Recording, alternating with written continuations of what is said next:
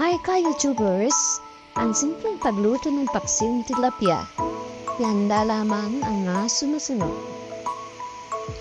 Hiniwang bawang, luya at sibuyas, depende sa hiwa na gusto mo. Ayan, nakikita niyo po sa ating video ang mga sangkap na gagamitin po.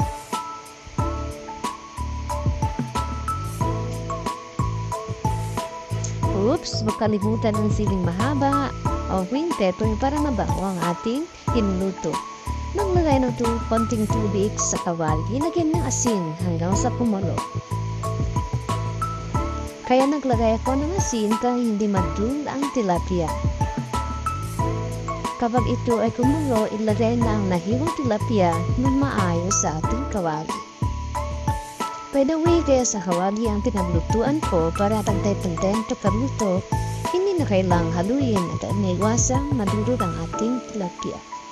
Pahinaan ng poy para hindi siya masyado ma-overcook. Ilalagay na din ang bawang, sibuyas at luya habang ito ay kumukulo. Ayan, nakikita po sa ating video ang gagawin.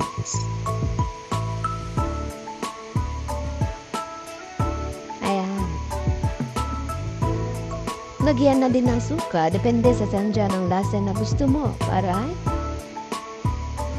magiging masarap ang ating luto.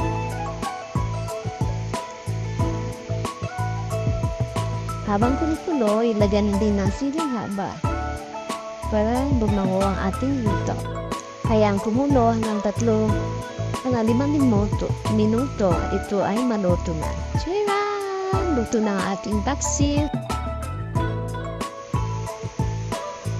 Please don't forget to like and subscribe on my channel for more simple recipes. Thank you, bye!